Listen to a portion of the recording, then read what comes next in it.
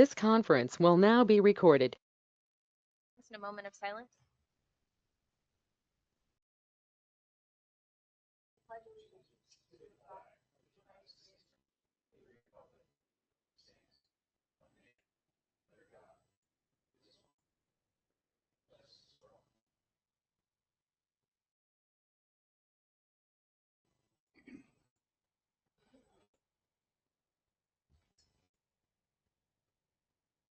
Will the clerk please call roll?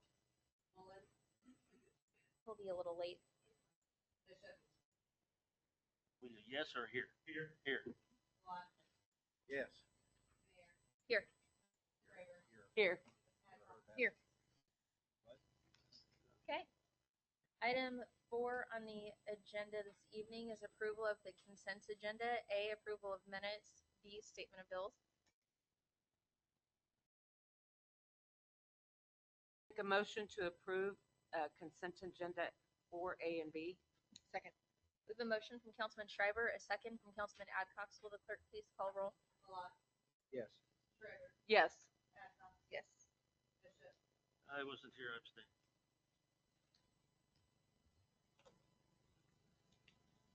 Item number 5 on the agenda this evening is requests or comments from the public. Just a reminder, if we have anyone sharing with us this evening, to start with your name and address. You'll have 3 minutes. I'll give you a quick signal when to start wrapping it up. No comments? Moving on to item number 6, consider ordinance 1086. An ordinance determining the intent of the city of Edwardsville to issue industrial revenue bonds to finance the cost of commercial development project. Mayor, thank you, Mayor, Council. You have before your item number 6, the background information prepared by bond counsel. The essentially passed resolution 2024-10 indicating our intent to issue these industrial revenue bonds. And with that resolution, we fixed the pilot schedule. And this is about approximately 50,000 square foot expansion to the Fastenal Company at 9711 Wood End Road, Edwardsville, Kansas. The pilot range will be from 62 to 74,000 approximately. These will have no impact to the 2018 series bonds, and this is only specific to the expansion piece. And so with this adoption of ordinance number 1086, you will authorize the issuance of industrial revenue bonds for the Fastenal project. And bond counsel's here if you have any questions.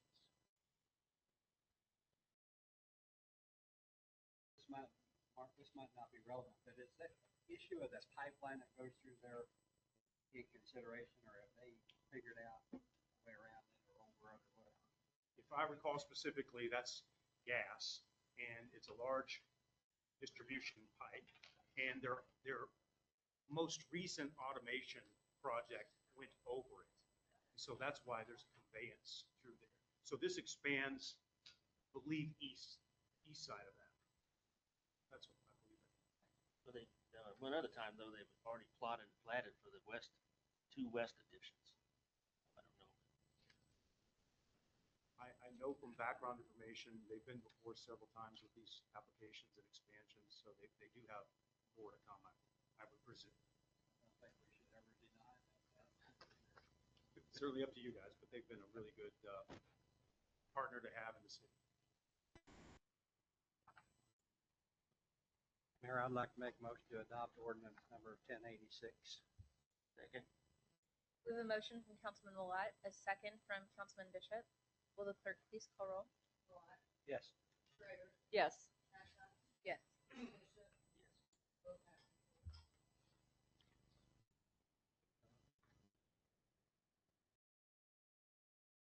Item 7 on the agenda is here a presentation on the Edwardsville compensation study from salary.com representative. There you have the background that I've provided based on information they provided. Staff remained neutral purposefully. I know there was some indication that maybe council and mayor wanted some of this in advance. We did not provide any information in advance because, number one, we didn't have any. Number two, we were briefed on the background material. Mainly staff's involvement was specific to providing information to the group so that they could do their analysis and that you could own the data once they present it. Okay, so we're hearing some of this in detail for the first time. Our only concern was about the firefighting salary specifics, and I know our representative will probably have some detail about that in particular now with the rate. We did pose that question early on because we wanted to know the background. So I've told you what we really know. So let me introduce Greg Wolf from Salary.com, who is the lead person on our project. He has a presentation. That we did not put in advance either. Is that right? If you're seeing this as we are. Well, good afternoon. Is this on? Oh, okay. Hey, good afternoon, Mayor, Council, Administration. It's a pleasure to be here. Since COVID, we don't get out as much because Zoom calls, and so it's nice to be here today. And especially so, just a little bit of a background. I was born and raised in Wyandotte County, down on Strawberry Hill, so it's always nice to work within kind of your county or state. So we were excited to work on this project. A little bit, I started my career off at Hallmark greeting cards for quite a few years. Started out in Lawrence in production of greeting cards, puzzles, and ribbon, and came into HR. Did a number of HR stints before ending up in compensation at Hallmark before joining the Hay Group and now Salary.com. So kind of been involved in this for a number of years. So it's again excited to kind of cover this with you. I'll try to keep the presentation, again, based on advice here, 12 to 15 minutes. But if you have any questions, please kind of interrupt and I'll try to answer those.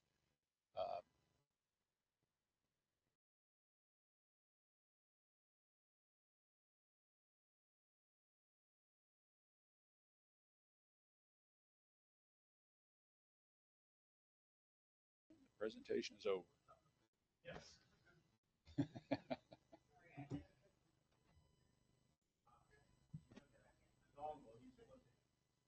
There we go.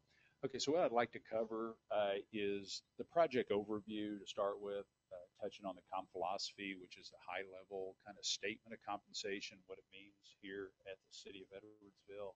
Talk about the base structure, and then just questions at the end as we go through this. City of Edwardsville, again, as they put out an RFP, it was to ensure that their compensation program is fair and equitable, internally fair, equitable, and asked us, our consulting firm, to do a comprehensive study looking at mostly base pay structure. So that's the focus here. So we looked at creating a pay philosophy. We looked at all 33 jobs and 61 employees, so it covered the full organization. Benchmark and market pricing those jobs using our proprietary database. And I want to take just a few seconds. Our comp analyst market data, which is our kind of state of the art kind of proprietary, is a little bit different than a typical survey. We collect compensation and benefits data for organizations, and then we tabulate it and we sell it back to them. That's the traditional. This way, which has been very successful for us, we purchase the most current, proprietary, relevant, well-known surveys in the market from across kind of all industries and sectors, and we bring in hundreds of surveys that cover thousands of organizations. So we're able to kind of then use our taxonomy to be able to kind of look for example, account one, we might have 400 surveys, let's say. We kind of track all those salaries and we're able to group it, not just by function, accounting, but by sector, healthcare, let's look at governmental, let's look at insurance. So we're able to do that and get to the market, and it's updated monthly. So we use that as our primary source in taking a look at that. We looked at different scopes. We looked at the general KC metro area for Edwardsville, public administration for the employee size 25 to 50. And again, looked at a competitive labor gap analysis, development of proposed salary structures, and really the financial impact. If you go with the recommendations, what the potential cost is as far as you work through your options. And then a medical plan assessment at a high level.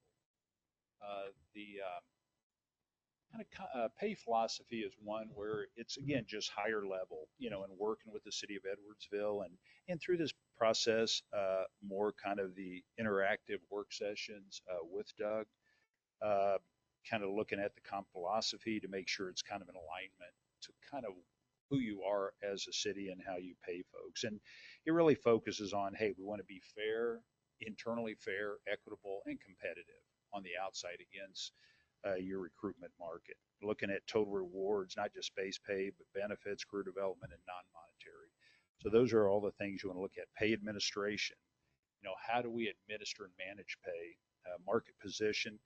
We're focusing on the 50th percentile of the comparable market. So 50th percentile would mean as we take a look at your jobs, we compare to the median. So half the data points are higher, half are lower, but it's the median. But you'll see as we go through it and we start to recommend the ranges, a structure, you have a range. So, very little experience, more towards a minimum. You move up with more experience when you're fully competent, then up and above for exceeding performance. And also having it where it's fairly clear to be able to communicate, employees understand it. Again, I've kind of been doing this a long time. The important part is that they understand it. But like I ask every group, how many of us are overpaid? Yeah. Okay. Usually I don't get many hands up. How many are underpaid? And, we all go up. So it really is not to try to do that because pay is fairly normative in that regards. But it's to have a solid study to be able to kind of move forward. Okay, let's get into kind of some of the more details.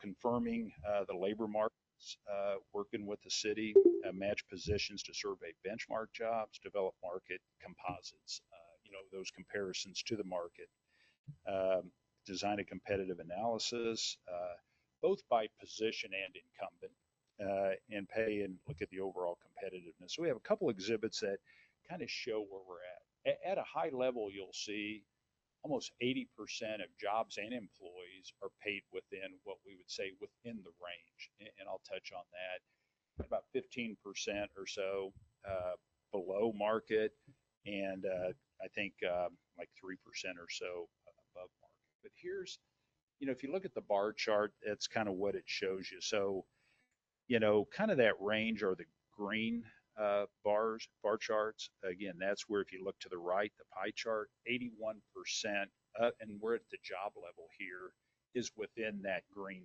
market, that range spread, which is typical for organizations. The red part, which is 16% or 5 jobs, are those that would be below the market. And a lot of those are positions tend to be in public safety, along with the accounting manager role. So when you take a look at these, it kind of focuses on that. And Mark mentioned that, we spent a lot of time just to make sure we took a look at the firefighters and isolated that. Our data we felt pretty comfortable with, but then we kind of did some comparators just kind of right around this location to be able to kind of draw some thought process. The last box on the bottom, average market index. So basically this tells us average pay to the 50th percentile, the median of the market. So overall it's saying, you're kind of at 94% of that median. There's going to be some lower, some higher based on that. But again, I think anytime you're in that range, I think of 90 to 100, you're administering and managing your pay somewhat effectively based on your comp philosophy and strategy of where you're comparing. So again, it's a good start. Here it gives you the different positions that are below market, and then above market, and then the average rate comp ratio. So you got 5 positions out, below market, at market 25, and then 1. Okay, so if you look at kind of the next one, it's by employee. It's a pretty similar comparison. It varies a little bit because you got more employees in certain jobs than others. It kind of bar chart shifts a little bit where it was more dominant in the 90 to 99 range for the job comparison. Now the most frequent one is the 80 to 89%. And again, that's you'll see in a minute because some of the focus is around lower in the grade structure. And the pie chart kind of shows you a little bit, 75% would be in market, employees in market, 23% out of market, and 2% slightly above. And the market index there is 91%. So that kind of says, hey, we're about 9% below the median of the market when you look across the city. And 100% is not necessarily the goal because, you hire people, there's promotions, you got a lot of activity. So 100% usually is not. If you're right about 95%, that's most typical with organizations we study that are managing their comp pretty closely, and they have a typical turnover. And you get some organizations that have an extremely high level of turnover. This number might be 80, just because they can't get people up, they keep losing them before they. So this is a good spot. You're in a workable position, in my opinion, in moving forward. Okay, so we have the job analysis, the employee analysis. One of the things that, again, that was part of the study, it's like, let's develop a pay structure. And basically that's grades and ranges. It's putting like jobs together. Why do organizations do that? It provides some fluidity, some transparency, some career development that's more easily explained and understood by HR, by managers, as well as employees. So based on that, grouping roles into specific grades, similar jobs, the grade assignments align with the market data and then the internal value of jobs. And then we're able to do a cost analysis based on that. And again, that last bullet, again, in accordance with the median of the market at the 50th percentile. All right, so here when we do build a structure, as you can see, there are 11 grades. The green part is the salary range. When you take a look at the blue line, that's the 50th percentile of the market of each of those grades based on market data and based on the job groupings. So when you look at that, all the green dots, each dot is an employee. So the red dot highlights those that are below market, and then those that are within, and green dots as well, it would be those that are within the range. So again, develop that. Range spreads are important, and range spreads is just the difference between minimum and maximum. So, if they get too broad, you start to get more dispersion. You start to kind of make it harder to administer your pay. So we try to keep within that range where you're able to recognize different levels of performance, different levels of experience. So a 50% spread basically kind of would say from top to bottom is minus 20, plus 20. So you're able to look at that. When you kind of move up into grades 6 through 8, that range spread goes up a bit to 60% because of the performance curve, because of those particular jobs being kind of more situational, and then 70% range spreads for grades 9 through 11. Okay. So then to kind of bring it down more to the structure and do some of the cost analysis, the grade ranges, as you could see, 1 through 11. On the left-hand side is annual salaries, and then on the right-hand side would be hourly salaries. And again, a majority of the positions fall within the hourly rank, but again, we provide both. So we got the minimum, midpoint, maximum. Midpoint differentials range right about 17%.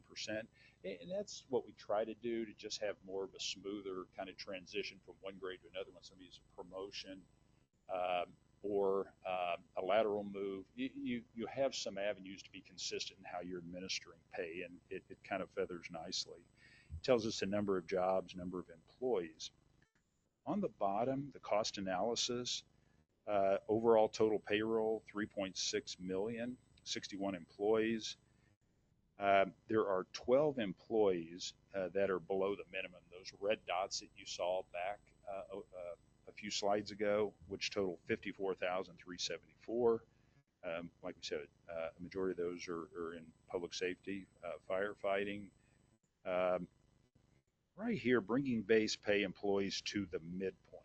So that's, again, a reference point. We're not recommending bringing everybody to midpoint because there's just too many things that go on. It's to kind of give you an idea of where you're at in kind of positioning your potential exposure to the market based on how you're paying people. So when we take a look at that for reference, 467,000, 12.9%. So when you look at that, and we tend to do that for reference, that tends to be more like 7 or 8%. So there's still, again, if I can highlight one number, it's kind of that 4% overall to your payroll that kind of would bring you more consistently in line with uh, your compensation program. And then 0 employees over maximum. So just a few observations. We were able to market price and cover 61 employees. And that's kind of a really important foundational piece. Kind of what we do, we use your job descriptions, we use your organizational charts, we kind of have discussions internally if we have questions about specific jobs or structures. We then have our consultants go through it, evaluate the job. We then go through our quality checks, have another independent view. And then after we do that, we review. That's one of our work sessions that we were able to work with Doug on covering kind of different phases of the study, and that being one.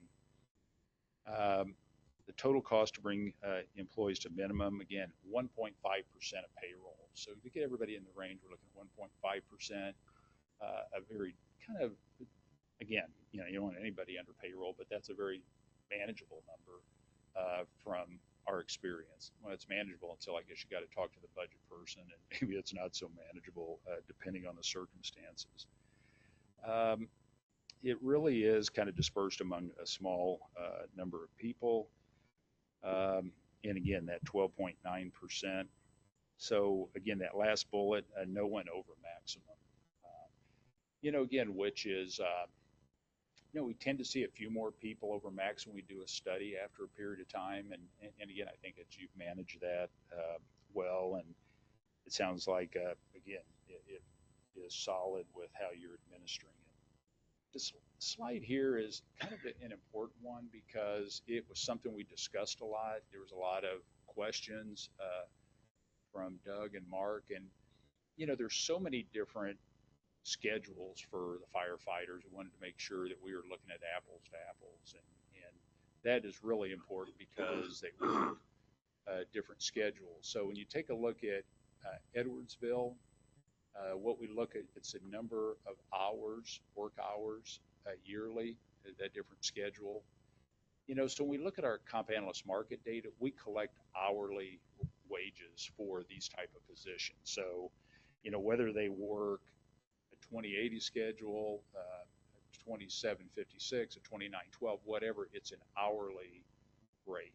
And you can kind of make your own judgments as far as, okay, we got to work more hours, you got to work less hours. Does that really matter? But it kind of on an hourly basis, City of Edwardsville, 1768 for 2756. And then you get City of Bonner, for example, 2912, which is the most common schedule, 2260, kind of all the way down through Overland Park, Shawnee, and KCK. The last column is paid medical. Both Edwardsville and Bonner Springs has full coverage for the fighter roles, and that's a big advantage and something that should be factored in when you take a look at kind of your total compensation package. The others pay medical, but it's not full coverage at these other cities where it says no. So, again, there's a lot in here. Looking at 100% versus a portion of that.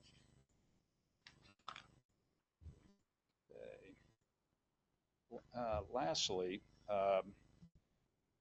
kind of next steps and, developing a process of ongoing dating of grade structures. A lot of times, certain pay levels, what people are earning, kind of what you're doing, it doesn't happen overnight, but this should help develop a plan going forward. It's not like, okay, got to fix everything today, but it gives you kind of a map on how to get there to make more strategic decisions based on your budget uh, opportunities as you go through that. So develop a process ongoing. Most typical is organizations look at it once a year, and sometimes it's just looking, hey, what's the market moving, and what should we move our ranges by? And at least every 2 years, a more detailed review, especially um, since pandemic and COVID, there's a lot of things that have happened in the market. Things are kind of settling down, but it's again still trying to find the right water level of what pay levels are. Corporate costs of bringing employees to minimum into future budget into the range, which is really important. And again, it might be again that 1.5%. Hey, we're going to do half now, half next year, whatever. It gives you kind of that figure to work from.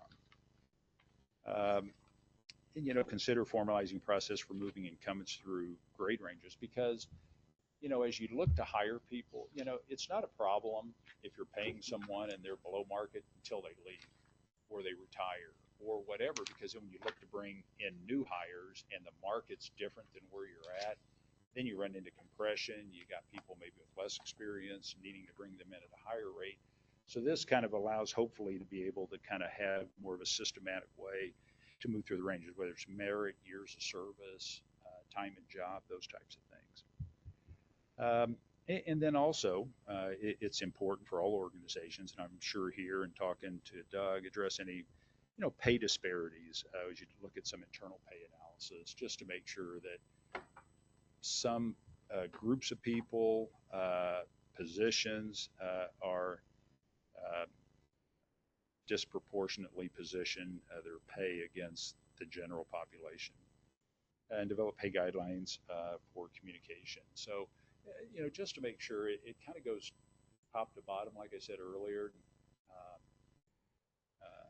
Pay is one becomes very personal to everybody. It becomes very emotional because none of us feel at times we're paid what we're worth, and I have bigger headaches than you, and back and forth. But I think it's important to have some guidelines to communicate that, where it's understood kind of the detail that went through for the study, and then some of your decisions that you make as an organization to be able to recruit people, retain people, be fair to people in the work that they do, and again, so you can deliver the top services to the citizens of city of Edwardsville. Okay. I'll stop here. If there's any questions or thoughts, observations, anything like that. I think the reports of 61 full-time employees how is that broken down by department? What was that? How many employees per department? Like how many on our police, fire? How is that 61 broken down? Yeah, I don't have that with me. But again, we'll have that in all the reports that we'll send over that you'll have in all the spreadsheets. But the full-time fire, I think we were at 3 positions. Does that sound right? I think we had a master and then 2 others, and we had like 8 or 9 part-time.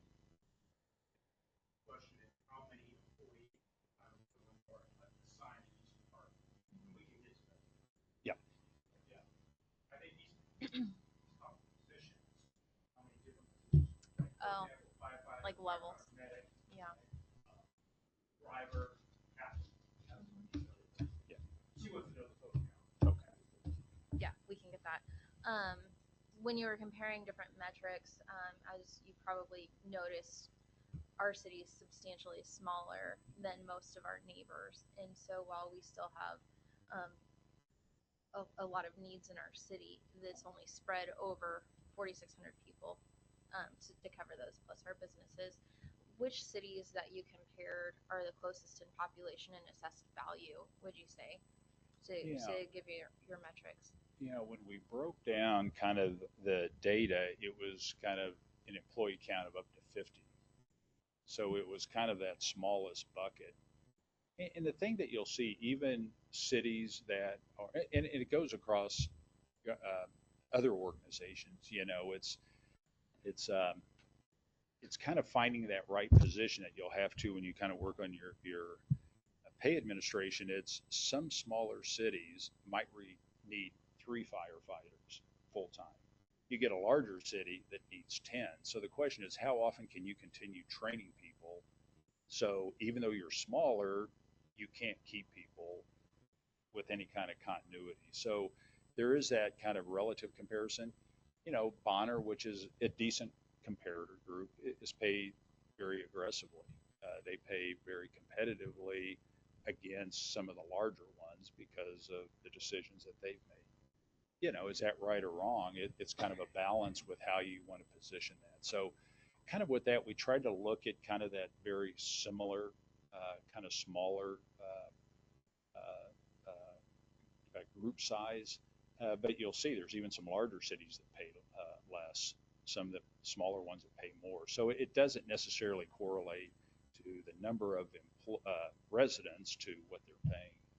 Well, that helps if it's about 50 employees, though, Yeah. to make it that's a similar amount of employees Right. for budgeting purposes. Yeah, and for as us we to went consider. through our data and looked at comp analyst market data, as we looked at firefighters and hours, it came out to be what we saw, like $24 an hour on average. There's some lower, some higher.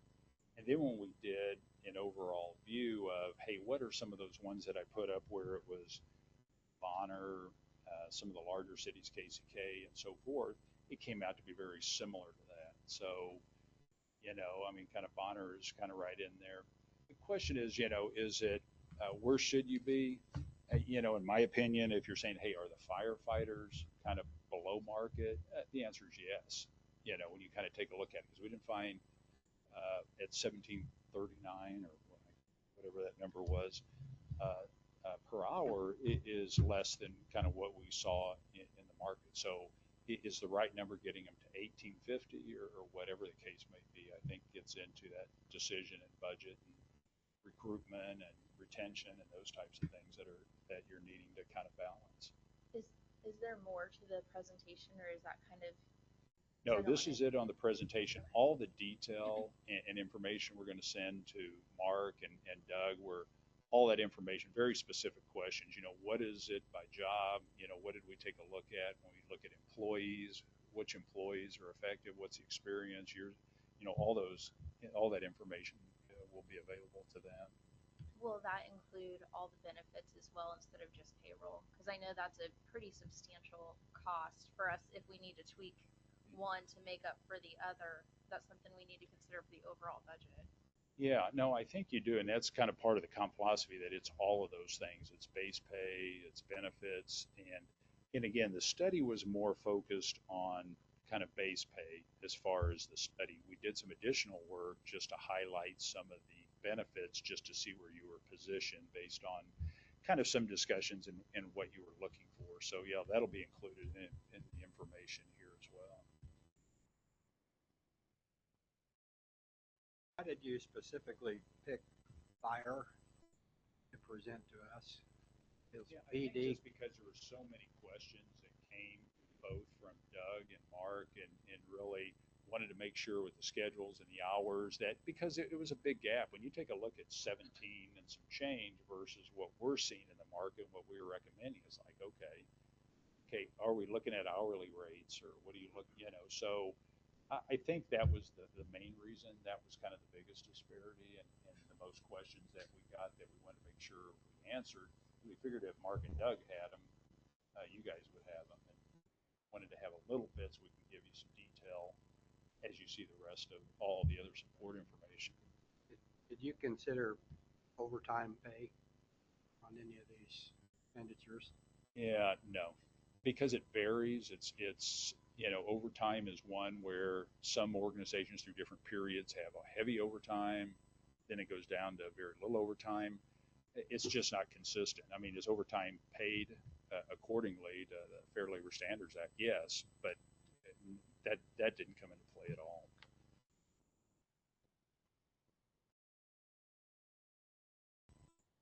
Can longevity pay fix some of this, you think? What's that? Could longevity pay fix some of this, in your opinion?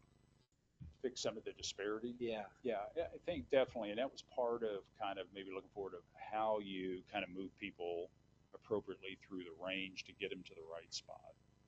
through the time and tenure and where they're at.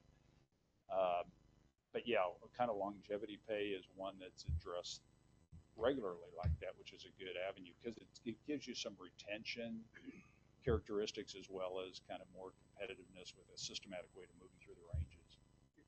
Could I ask you to go back to that chart that had the green, the arc going up and the green, who was above and who was below the percent, and dig into that a little bit deeper? I'm not understanding what I'm looking at. Okay.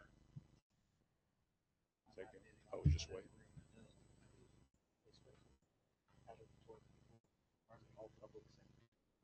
Are you talking about this one here? Yes. Okay. So once, and I don't know if you had a question or you want me to Well, explain. the dots that you have below. Yep. The blue, and then Or the red ones? the red ones. I don't see an orange one. Like on the third level, That's a pretty good observation, just to answer that, because when we did the uh, job analysis and individual analysis, it was slightly above. It was like 120.8%. When we put it into the range, it just dropped below that. So that's why you don't see an orange dot, which we referenced it earlier. But then when we developed the ranges, because the ranges are grouping jobs together, and we're taking that part job to kind of make sure similar jobs are in similar grades, but the ranges change. This all reflects fire department. This is the whole. This is the whole city. Yeah. The 61 employees. Yeah, and it's kind of each of those ranges there are based on different jobs that would go into it. Because right here, let's see, where was that at?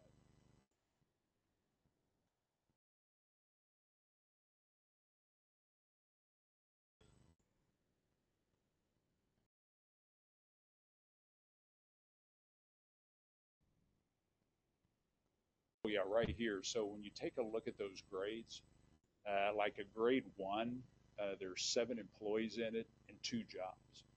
So that's all the way. That's on page 15. So it kind of shows the jobs that we group together for consideration, both in content and market similarities. So then when you look at a grade 3, which is your highest, you got 21 employees in a grade 3, 9 different jobs. So this structure is kind of based for the full organization, and that's at number of jobs, 32, 61 employees. And then as you can see at the very top, it kind of dwindles down. We got 1, and then various jobs. So what are these jobs, like the 7 on the level 1, 7 employees for 2 jobs? What positions in the city are those? Do you know? Yeah, I don't have that here. It's kind of into the detail that they're going to be receiving. You'll have all that information as we kind of send that tomorrow. All the updates. I think that's all I got. Okay. May I ask a question? So is all of this study just purely salary? No benefit, just purely salary? Correct. It was scoped on just salary, but we So did do that's- some benefits work Right, I saw the based one on that slide. need. So Would there be a way to get a dollar amount for those benefits on the firefighter, the full coverage on the benefits? Average dollar amount? How it works is, if you're a single employee, you get our if your family cost, it's a 90-10 split, it's 90 and 10%.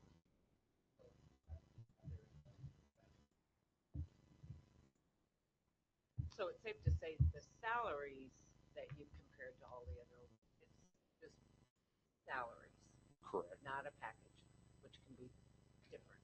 So No, if you're I right. included the benefits, it would change potentially pretty substantially.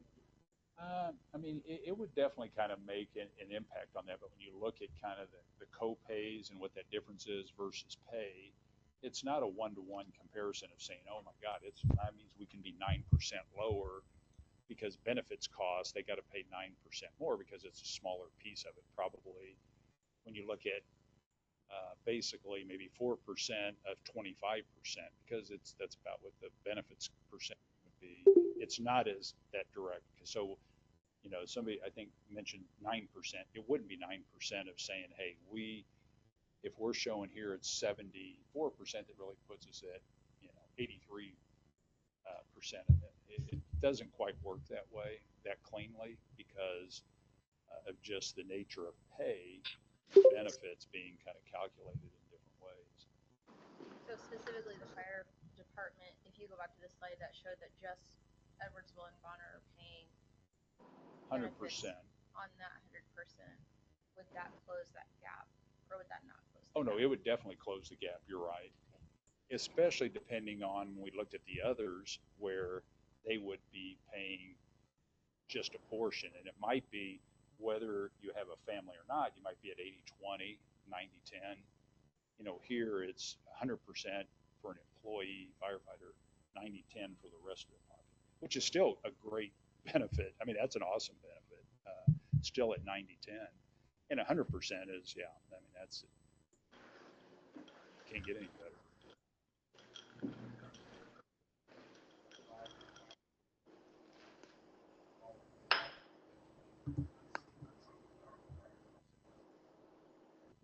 Their pay classification, as I narrated, was of some concern. I thought there was some math problems.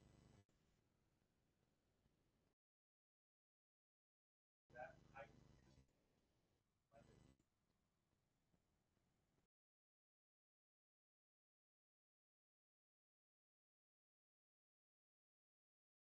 question to these folks, specifically about when you say $17 an hour for a firefighter EMT, how is that calculated? Is it 2080 work? Is it 2756 calculation? Is it a 2912? Is it a 2990? Those are all things that can go into a fire department payroll calculation. So we wanted clarification specifically, and so they kind of gleaned that out for us because we had that specific question. How did they get to this particular number? And when they said $17 an hour, they went and said, well, what's your hourly pay at Lenexa, ACK? Those they listed on, right? Yep. Right? So I'm seeing it as you are. And so then they said, hey, but how are you then calculating what number of annual hours per year, annual hours, are you using? Is it 2912? Is it 56? Is it the 2990 factor? So those, and he reported on those things. So just to clarify, if you just single out, the firefighter employee does not get any different benefits than every employee that comes to our health insurance and those kinds of things. Okay? It's, if you're single, you get 100% pay. If you're select a family plan, you pay part of the premium. Correct. But I think what he showed was it's different than other cities. Yes. Which, and I think that part of the driving factor of this study was so we could compare pay and benefits to retain employees and increase longevity pay and move away from this little dinky stepping grade and more into a substantial increases. And so I don't know if council would have the opportunity, like staff has, to say, hey, can you get us this information or get some input on that? But I think that was the driving factor here, is trying to get into a pay system that would retain employees and incentivize longevity. I understood their approach. What they're saying to you now is that once you adjust our out of market, as those folks more than likely are going to be your 1 to 5 year folks coming into work for you. That's what you're paying them. If it's $17 an hour here, say, well, you get all these other benefits. But when I see an ad of $21 in the town next over, right? Or I might want to move there to take that job. That's somewhat what he's saying. Is we make these adjustments because we're below these classifications, these particular. So that's where your retention and your recruitment will improve. I believe that's somewhat was the mission, right? To see, hey, Yep. we're way out. The beam I heard today, between 80 and 120%, paying fairly well. I think one of our concerns is how we went about getting that pay, the pay matrix, which they've suggested we have that entry level, right, that midpoint and the maximum. And then what we've talked about in the past, and we agree with that, there becomes, like they suggested on this other slide, a merit-based system, and maybe something that we implement a special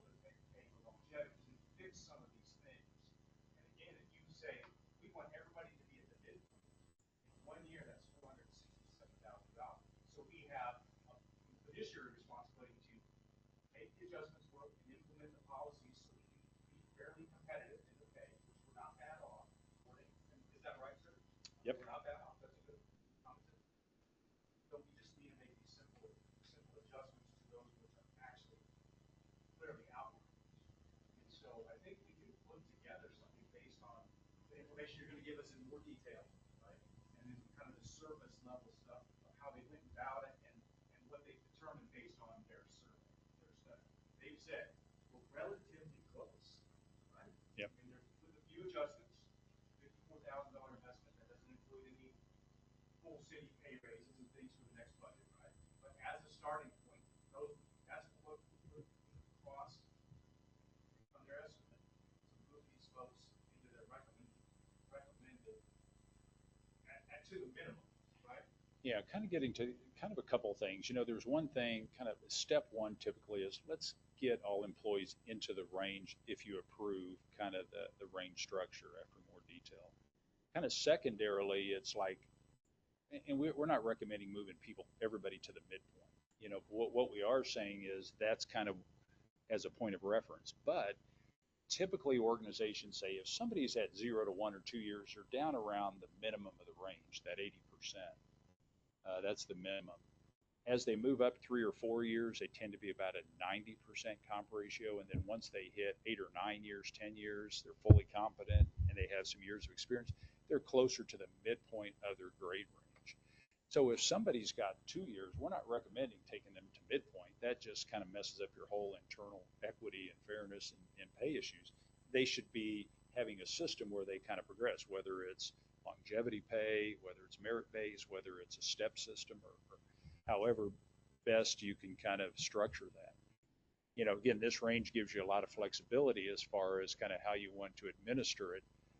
But again, I say that again, we're not recommending that 12.9% increase. That's just a reference point, and because some employees might be higher than that, some might be lower. Will we have a breakdown of who the red dot, what those positions are? Yep. In the email? I think that would help, and I think it would also be beneficial for us who need to set a budget, because I don't think we would want to take away any benefit from our employees to make it apples to apples on what you've compared. It would help us to know what the cost is per employee pay and benefits. Because that really, if we're offering 100%, for example, pay and benefits, health insurance, and all these extra things potentially per employee for the family, well, compared to Shawnee, if they're not covering that, well, yeah, we could take that away and raise pay, but that might not be what they would want, Yeah. And so and if the we're benefits competitive with analysis Shawnee, that we did, which is really wasn't part of the study, because there's a lot we do benefit studies for a lot of organizations, and that's usually kind of a separate detail study. We provided some breakdowns and some information, data to kind of help kind of answer some of those questions as a starting point. But again, I don't want to kind of lead you to think that, hey, everything that we did, and I understand the pay and benefits pieces of it, you wanted to kind of equal out the best you can. But, again, that data gives you some good insight, but not everything you need to make decisions. I understand the scope of work and what you're at. We would do that. If it's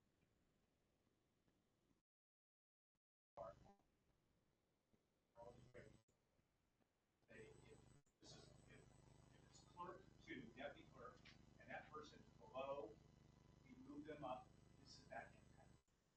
And you would get that from us. That's not a part of the scope of work here that they agreed to do. So that we understood that from the beginning, is that they would give us this piece of it, and then we would add those other things, and this would be the overall impact. okay. I guess I would just say if we're going to have those, it would be good to have people with similar benefits. If we're comparing those, if we're saying we've got to raise our base pay for any position to compete with a city that's giving 0 benefits, then it's not, maybe we need to do a better job in explaining our benefits as well. But to me, as a budget, that all works together. And that's something you guys can maybe get for us, because we don't want to take something away from our employees to recruit new people. Like that doesn't, we want to take care of the people that we have right now and make sure we're hanging on to them and incentivizing them sticking with us. And just to be clear, so where it said no on those other, it doesn't mean they don't have any benefits.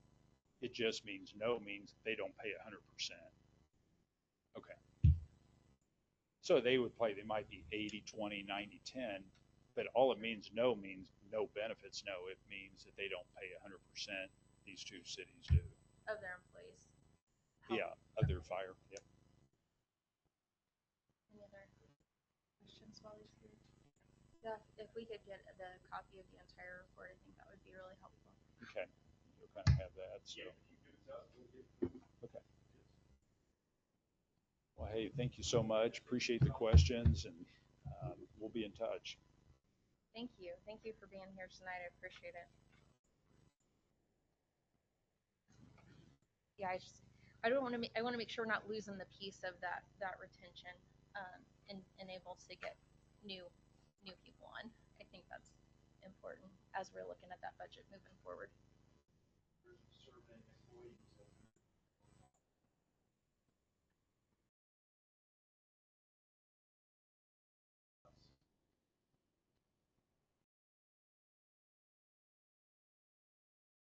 Thank you very much. Thank you.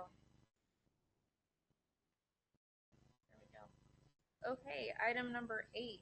Hear a presentation on and consider acceptance of 2024 financial audit. Mayor, Council, you have item number 8, background. Put this together and through it.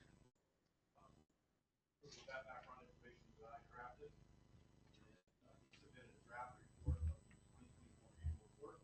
And my crew, I'll turn it over to you. Thank you, sir. Okay. Numbers. Exciting. Couple things. Starting this audit process, I always kind of, when we start a new engagement, it takes a little bit of effort because no one thinks about all the background that you have to set it up. You got to bring in all these counts. And then guess what? You had a conversion 10 months into the year, one software to another software program. Here's what I will say. I was thoroughly impressed with how the accounting worked through all this, because I can tell you 6 months ago, I was involved in another city who went through a conversion. We pretty much had to start over. It was so bad. Data wasn't flowing. So you all should feel good about that, because I was totally impressed with the information and how doing a conversion and getting that information and being able to get it to us. So that's very good. Second, I really was trying to even break this presentation out in a little more detail for y'all. And that is, I really wanted to study your tax base. Unfortunately, and I will tell you, in 37 years of doing this, usually I just go to accounting. Hey, it's Mike, we're working on an audit. I need to get an abstract of your appraised value so I can see what the base looks like. Started with the appraiser, sent me over to the county clerk. County clerk sent me back to the appraiser. Appraiser said I had to go file an open records report, which then was denied. So I was looking for 3 things from the county. That abstract, because it is a fantastic report. 2, concentrations. I wanted to see the top 10 values, commercial and residential in the city, so we could see if there is a big base.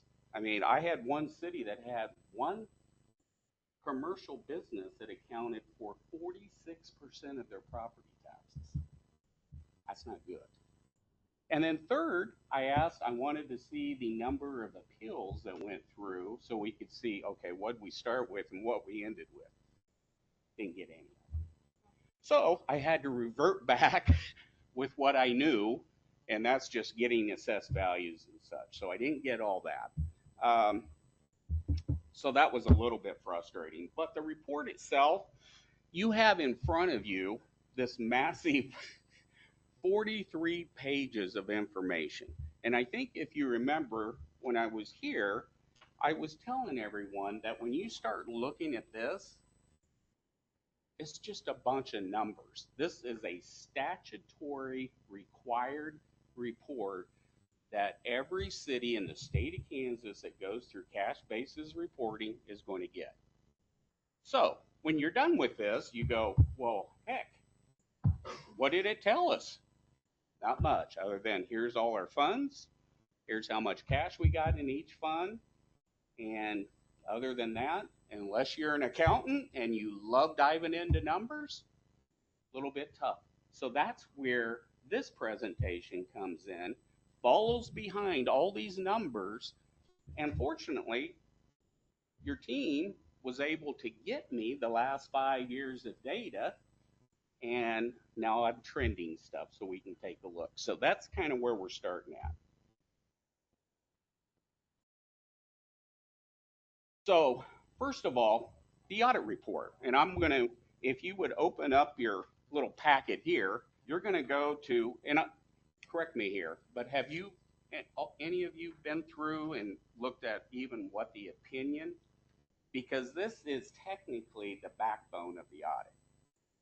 And what this opinion page does, if you're there, it tells you if you had any significant issues through the audit process.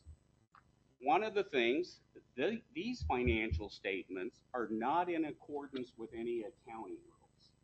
They are in accordance with the Kansas Municipal Accounting and Auditing Guide. And so that's why there's not a clean opinion for generally accepted principles, but there's a clean opinion on your cash basis. So this is the backbone. You have a clean report on a cash basis, meaning that no major issues were found, no major compliance violations, anything like that. So that's all positive. And then rest of this, we're going to look at each one of these little categories, and this is where we start breaking things down a little bit more in detail. Structure of the audit. So that was the opinion. Get this, one financial statement, and it's called the Summary of Cash Receipts and Disbursements. That's the financial statement for a city on a cash basis. Now, let me just say this. Cash basis sounds pretty simple. Cash in, cash out, right? Here's the complexities within your city. You have 26 funds. Think of this. That's like having 26 separate businesses that you're trying to account for, and you're moving money, between each one of those businesses. 26 of them. So that makes it a little more complicated. The second piece, notes to financial statements, and I'm going to show you a little bit here because any of you that want to dive into more, those notes do a fantastic job of explaining it. We've expanded on these notes to help everyone in here get a better read for the city. Schedules. That is breaking down. When you look at the summary page, every fund on there is now broken down in the schedules, so you can get more detail. We also added a comparative, so you can look year to year just to see if there's any major changes or not. The testing, one of the things that, and I'll tell you, I think we confirmed every tax dollar was confirmed. Every dollar, with no exception. 0. We ended up looking at some 50-some disbursements. We were able to get the entire Excel piece out of the sewer side. So we were able to test that in the entirety. We were able to get payroll in Excel. So we were able to go through, we did a lot of different things on there just to test it. That's what that part is. And then obviously just the conclusion is what we're doing right now. We're going through it. So the report you have in front of you, you'll notice is in a draft. I never issue statements until you guys have had an opportunity to look at them, see if anything, because God forbid, we're not perfect. Just to see if you have any questions, anything like that, because I don't think in 30 some years I've ever went somewhere and proved something. I always give them an opportunity to look at it. So that's why that's in a draft form. Okay, now we're going to start moving into some. I always like to start with this analysis, population. And some of you might be going, why is that a big deal? It's a huge deal. And here's why. Almost every single metric that is analyzed inside of a budget and actual should be broken down to what's called per capita. That is down to that individual level. And you will hear a couple terms that I'll throw out here. Number one, you will hear a term, CAGR, compounded annual growth rate. Very critical when you're looking at trends. Number two, you're going to see what is it's called GFOA, Government Finance Officers Association. They provide some great benchmarks, not perfect, but they give a general idea of how cities should stack up based on population. So something to think about. When I looked at, just going back, and obviously you'll notice the jump 1990, 2000, that's actual census. After you get past 20, who knows, right? Because we don't have a census. So I'm just using the information that I can find to pull it, and then inquired about the end of 2024. So looks like the city kind of peaked in 20 and then it's been relatively stable. Here's the biggest thing that I start to look at on this. Number one, you'll notice over here that it talks about population density. Whoever thinks about that, well, what does it even mean? Well, population density is looking at your square miles and how many people do you have in that square mile. Why is that important? Well, that gets important especially in the utility world when you're dealing with sewers, because guess what? In my world, when I'm out working with a water district or something, they maybe only have one customer in a square mile. Well, guess who has to pay for all that? So that's where that comes in, and that's a bigger picture. Now, what I didn't put on here, and I usually add some other information, household median income. It's about $79,000 for the city. Why is that important? It goes to affordability inside utilities. It's the way that you calculate to determine if water and sewer is affordable to the folks in your city. And I tell you, you have very affordable rates. So, and you'll see that, but they're very affordable. But that's why I think this is important just to look at, because it gives you kind of the starting point to look at trends. And I think Mark kind of summarized some of this. I'm kind of doing my own little thing here. So number one, the first thing that I always, when I'm done, I look at your cash. I want to know where you're at and does it make sense? Well, end of the year, over $11 million. Sounds like a lot of money, right? That you got in the bank account. You got a couple of things here. Number one, not all that cash is available for just operations. Majority of it is actually restricted, and it's got a special purpose, or you've got money hanging out in capital improvement funds that's going to be spent on that. But I still look at the overall, and I want you to think about this. $11 million converts to 311 days of cash. Okay? So, which simply means, wow, we didn't have any revenue coming into the city and we had to live off this cash. It would take 311 days to drain it based on how you were spending money. That's pretty good. Benchmark is 90. So strong. Property taxes, it's your backbone. You know, usually in every city that I work with, utilities, taxes. And then it's a breakout between property taxes, sales tax. You're actually kicking on both sides. You've got your property tax base looks to be very stable, very strong, and your sales tax is doing quite well too, which is interesting to me because it seems like everybody's sales tax is just, thank God for Amazon, because that's we're paying sales tax where it's delivered to now, so that's made a huge difference. Interesting though, and this is why I wanted to see some stuff on the property tax side because I really wanted to get down to appraised values for residential homes. And I mean, I can kind of guess it, but your debt side is 11 million. Big thing here is when I look at the 1.5 million in debt service, I want you to think about this for a minute. Because usually it's debt service by itself. We don't think about that a lot because it's handled through a bond and interest and all that. But just that little piece by itself is equivalent to 15 mills. So, and I think your overall mill levy is around 40. So just that debt service.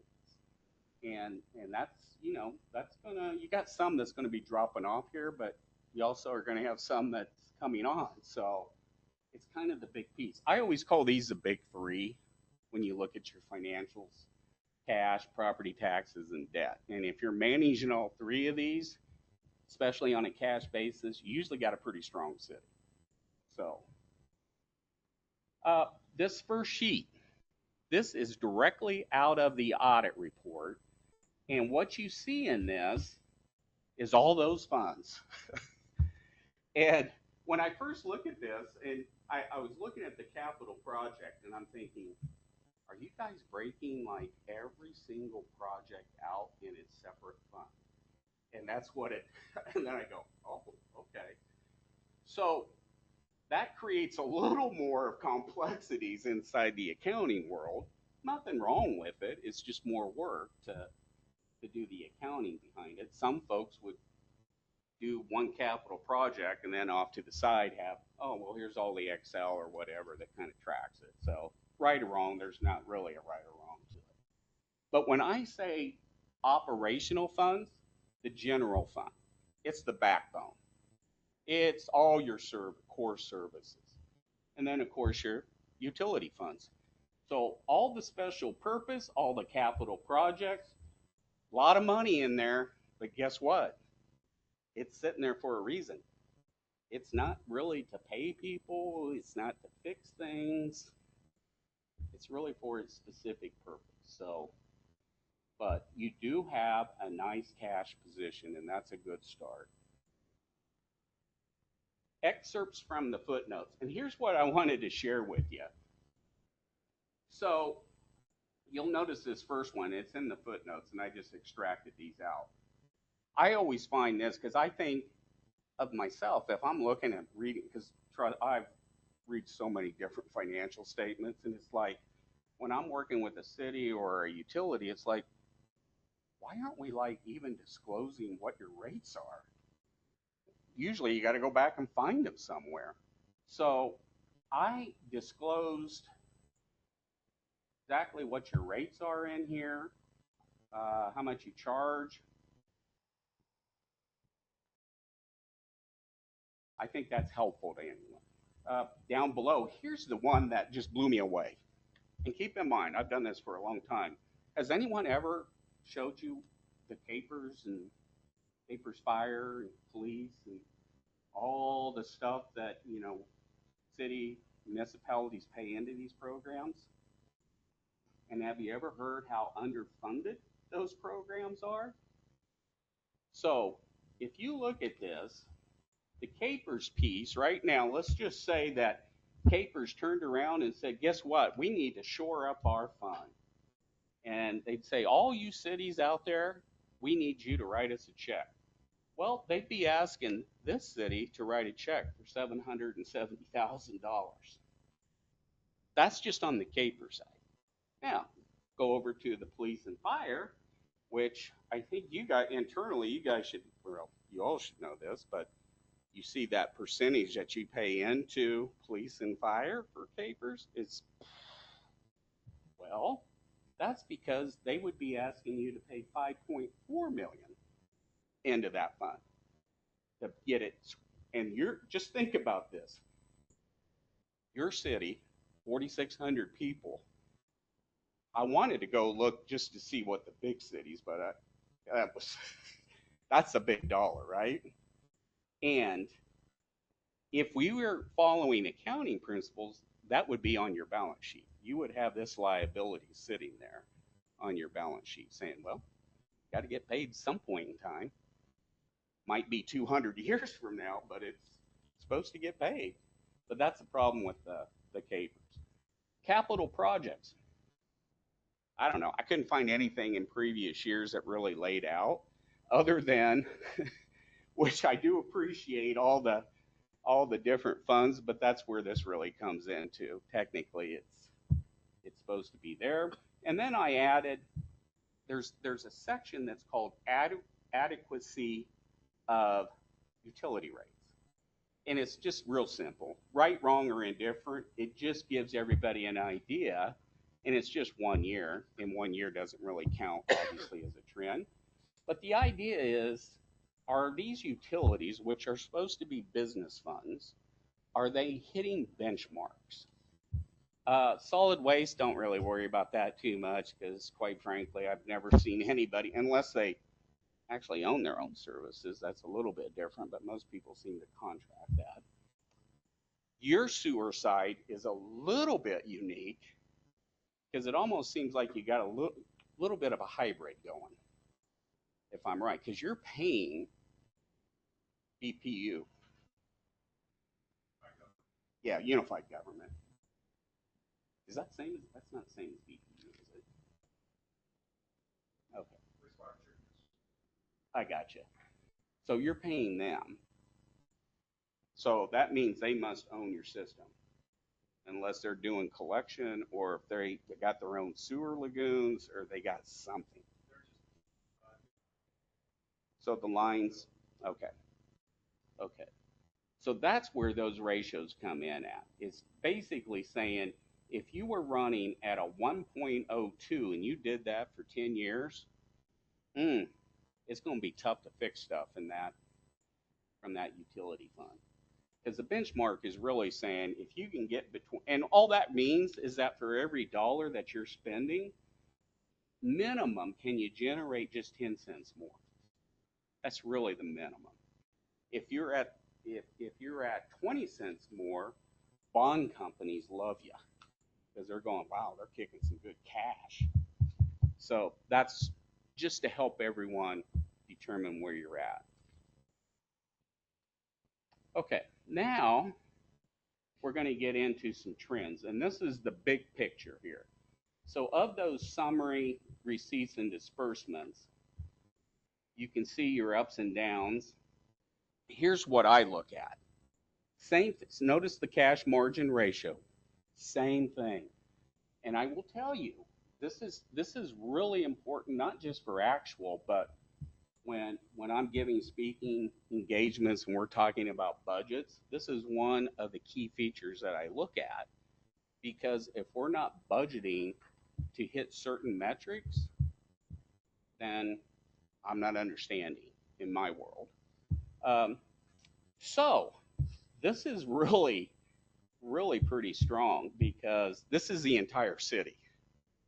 And the goal is, if you can generate as an entire city just 5 cents more than what you're spending, you got total stability in your overall financials. I mean, you are way ahead of the game. And you'll notice through here, you've done a pretty good job, right? I mean, those are all very solid numbers.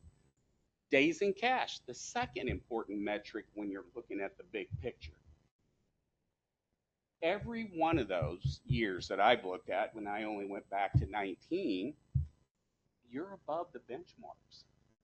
So, and that's just objectively looking at your numbers going, okay, overall, this city is maintaining an adequate cash balance. Number two, you're doing it because you've got adequate margins in spending versus receipts. Very positive. And I would tell you, I have some where I go to, and if, especially smaller cities, they get up to like 600 days in cash. Some people at a meeting shows up and go, what's all the cash for? What's the plan? We spending it down? You giving it back? What are we doing? So it is an important indicator to look at for everyone. This is an interesting, because here's what this is doing. It's taking, again, the entire city with your beginning cash balance, and now we're starting to break it down into categories.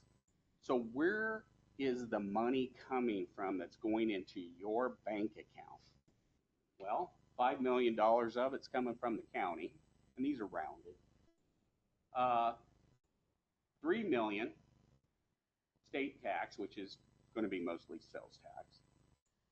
Utility charges, you get a good chunk. The one that really threw me, because I've never been around one that got gaming revenue. That's a nice little chunk to come in. And then I had to go research exactly how that works.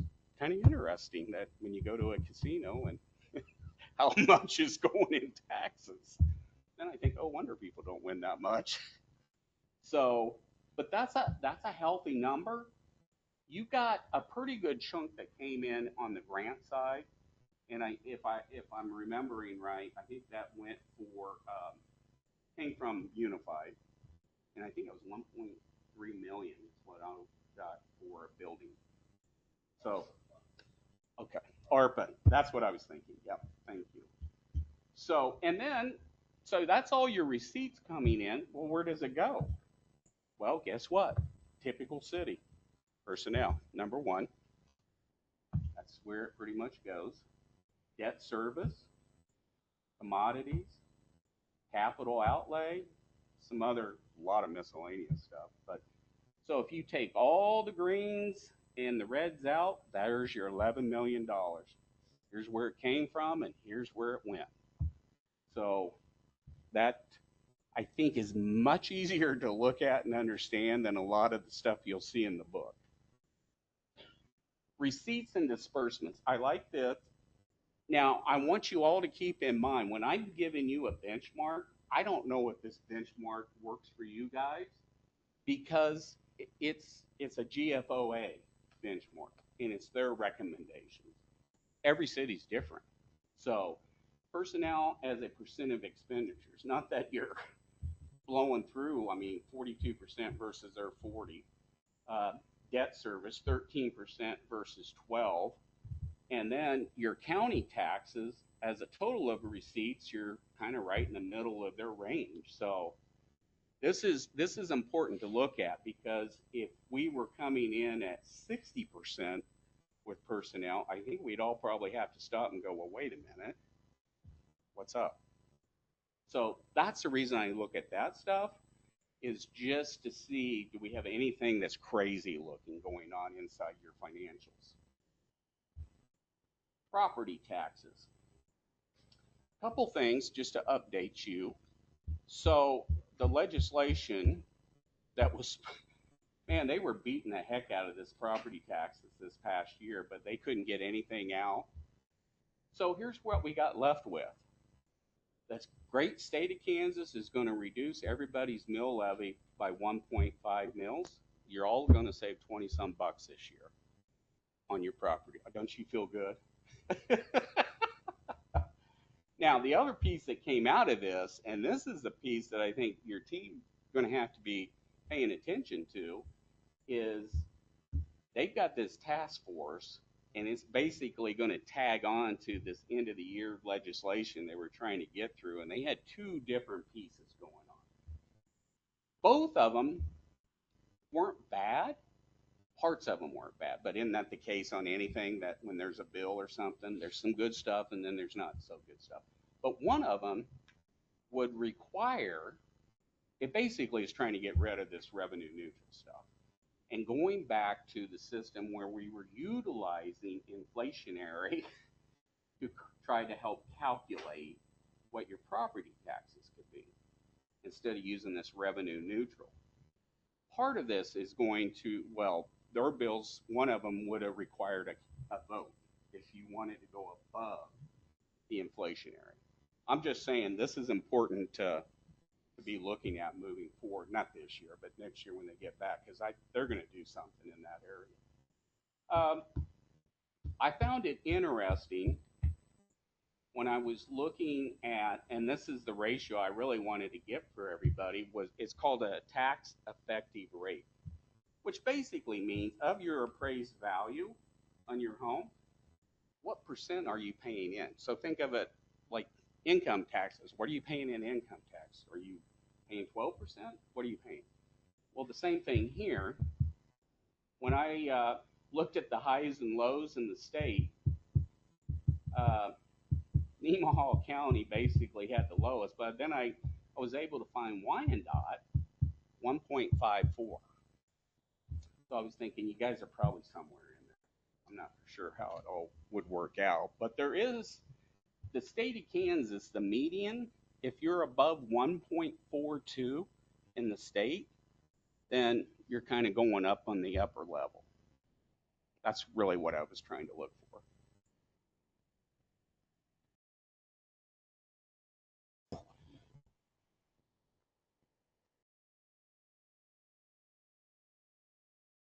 There you go.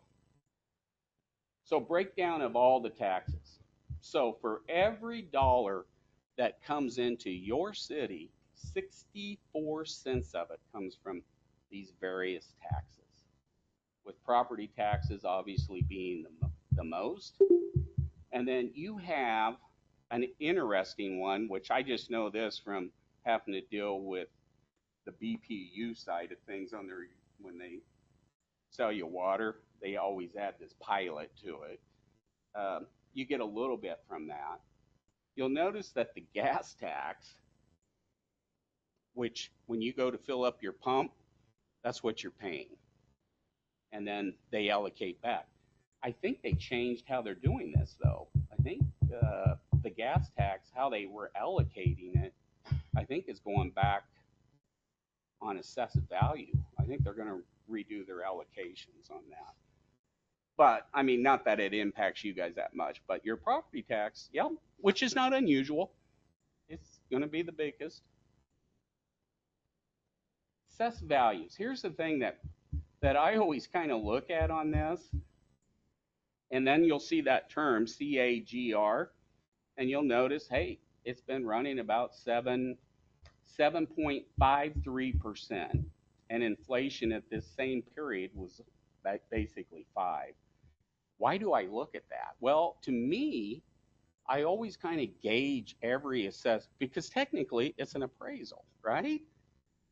And unless there's a lot of buying and selling going on, usually inflation is a pretty good gauge as to, well, we at least ought to be growing at inflation.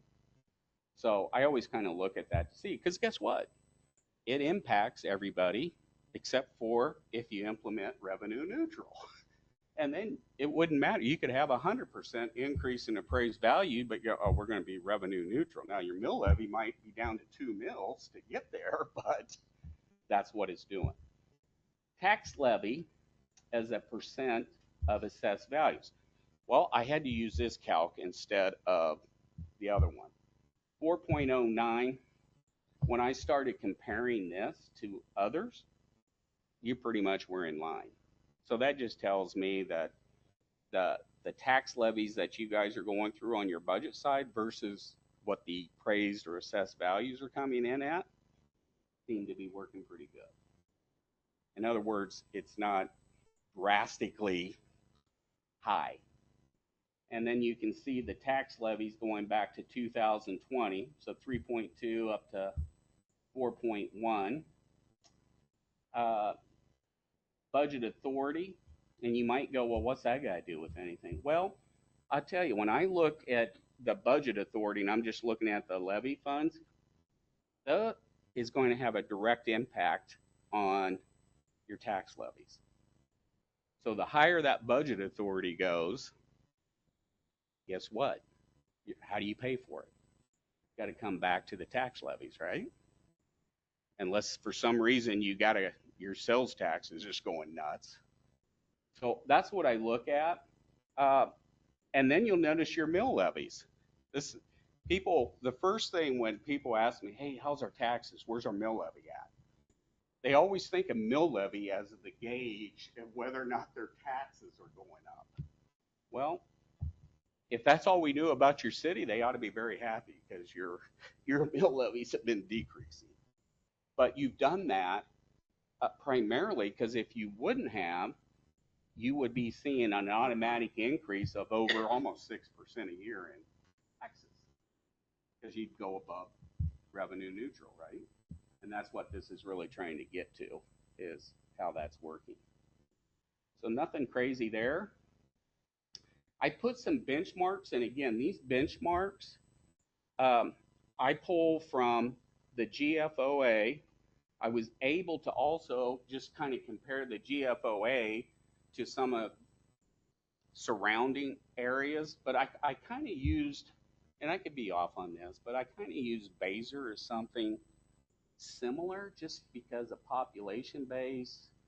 They don't really have their own utility. They do have a sewer, but they don't have fire. So it's hard to find true peer-to-peer because everybody's a little bit different.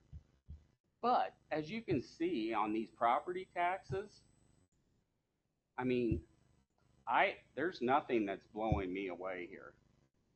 So your effective tax rate, inline, property tax per capita, the tax is basically just, this calculates out, do you have a stable tax base? Anything above 10,000 is considered fantastic. Property taxes coming in at 30 or less than 50. So if ever, if there was any concern over property taxes in the city, you guys are pretty well structured in that area. So does that kind of make sense? Because these are really key. You can talk all day about property taxes, but until you measure it against something, it's hard to determine if you're doing good, right? And then we get into personnel costs. Why? Because it's the number one item on the expenditure side. And you guys were going through or I guess a study on that. So when I calculate this out, and I think maybe the mayor was trying to get to this, where what is the all-inclusive rate? Well, here's how I do it, and it's not mean it's necessarily spot on, but it's high level. I take every single dollar that you spent in retirement, health insurance, workers' comp, payroll taxes, salaries and wages, total them up, go to get the hours, divide it out, that's what you get. So a lot of times I think, when we were just talking about salaries and wages and you go, $20 an hour. Okay, well, your health insurance adds about another 5 to 6. The retirement adds another 5 to 6. And then we haven't even talked about workers' comp or payroll taxes yet. So when you go all inclusive, the number's a lot different. So, and then you can see what I was talking about. When you break down personnel costs, you can see the salaries, which should be, count for 62%. Health insurance 13, retirement 13, overtime 4, and then you got taxes and some other benefits at 8. Move that over to the general fund, and you can see that within your departments, which makes sense here, you've got 77% of every dollar going into two departments, which just happens to be big departments. These are more trend-based, but it gives you an idea of how that money is spending. Because I'll tell you, a lot of people don't realize how expensive papers and that other type of health and health insurance can be. And then this is the FTEs that we broke down. And how we did this is and again, it's not magic. We just took total hours from the payroll system and divided by 2,080. And then we broke it down to 1,000 residents because that's how metrics are used. And really don't have a whole lot of issues in this area. I don't know. I mean, I don't understand your police side because I'm not into all the ins and outs of what's going on, but even that's not that far off the mark. But overall, that I don't see anything that's crazy. And again, it's how we go about doing it. Because I kept hearing like 60, right? So I'm not for sure what the difference or how that's looked at. But full-time equivalence technically is total hours paid divided by 2,080. So not overly complicated from that part. And then some more breakouts of your personnel. So actually, the 515 doesn't really bother me because I've seen that as high as $9 added to it because they pay 100% of everything, some cities. So the capers and stuff, that's a good chunk. And then your overtime was about seemed like it was about 200 and some hours. So you're basically 4% of your overall hours were from overtime. I don't know if that's good or bad for you guys because that's really a trend you guys would only know. But that's what's coming off of the payroll information. Then we go to debt. Good old state of Kansas says you guys can borrow 30% of your assessed value. You would never want to do that. You would strangle the citizens if you were up that high. The GFOA says that basically they'd like to see cities no more than 15%. So here's your outstanding debt. Couple things on this. Actually, pretty good job. Look at the rates. Pretty good job on that. I mean, those rates look really good. Have you ever heard the term arbitrage? One of the things that bonds can create, and I've only did this, I think, 2 times in 37 years, is where you're able to generate a higher rate with your funds than the interest that you're paying out on municipal bonds. Doesn't happen very often, but way I look at this, you're not earning this amount of money. So, but I just bring it up because we are getting in an environment where some are got these low interest rates locked in, and for a long period, 20 years, you might be able to beat some of this stuff, and it's kind of fun to do. But if it gets too wide, it's kind of like, well, could the IRS come in and take a look at it? And guess what they look at? The 8039G that you guys have to send in, and they'll look at that, and they can make a selection. I don't know now if they could. They can't even answer phones right now. So, but that's where it comes from, and that's what they do. But your debt structure and the interest rates on here are really good. So now, a new bond issue, I don't think you're going to get these rates unless you guys know something different than, because I'm just looking at a temporary bond in 2023 at 5%. That's temporary. Usually those are 1.5% to 3% normal. So that just tells you the bond market's changed a little bit. And then we get to cash. Are you all aware that the state of Kansas restricts what you can put money into? Because I've had some that really didn't care what the state said on this, and they decided they were going to invest into mutual funds and did quite well until somebody said, uh-oh, can't do that. You're very limited. Basically, savings accounts, CDs, almost everything that you never have to think about losing money on, right? So there are a couple things to think about in this area. I mean, again, look at your cash. I mean, you 2019 you're sitting 4.7 million, and here in 2024 you're over 11 million. So nice trend. And then I look at cash per capita. Okay, so if everybody said, hey, let's just give all the money back, every person in the city would get $2,439. Then I compare that, well, okay, but then they'd have to give it back plus a little more to pay for the debt.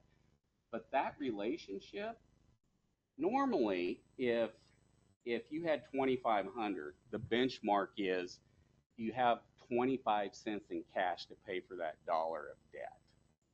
And obviously, you're way past that. So that's another positive sign of your cash position. And when I was telling you where your cash is, you can see almost 75% of it's in these funds where you really can't utilize those for operation purposes. The next thing I did, I go, let's take just a quick look to see what kind of return are you getting with $11 million. You got a 1.41% return. So then I go, okay, where else can you go if you ever wanted to find some higher rates?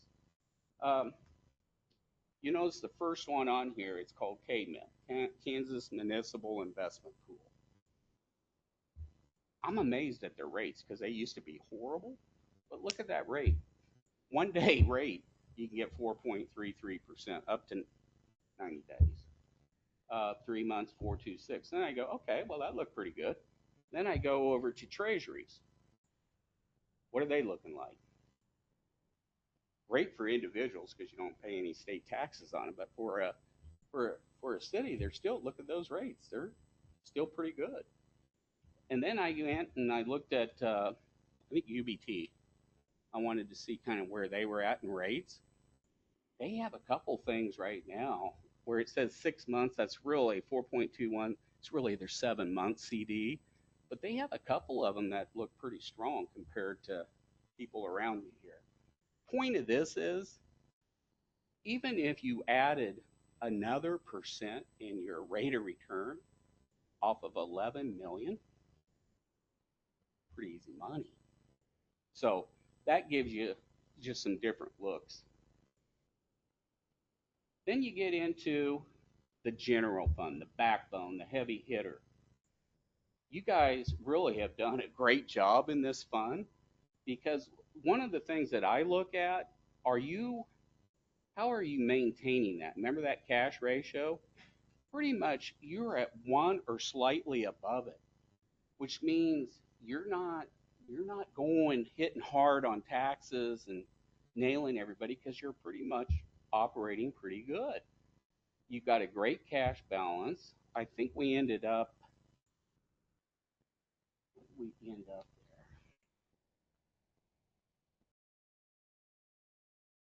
Yeah, benchmark was great on that. Your 5-year average, 1.01. So think about this. This is a tax-bearing account, and basically for every dollar you spent, you brought in 1 cent more. I'd say that fund and it's maintaining an adequate cash balance. So if you're above, I say 60 days is kind of the minimum for a general fund, and in 2024, you were at 73 days. That's pretty good. Means it doesn't have excessive cash. The reason I think it's good to have reserves like that, I had a city, actually it was in Osage County, I believe. The county messed up, didn't get their payments out for 3 months. Well, guess what? If you were operating at no margin in your cash fund, what are you going to do?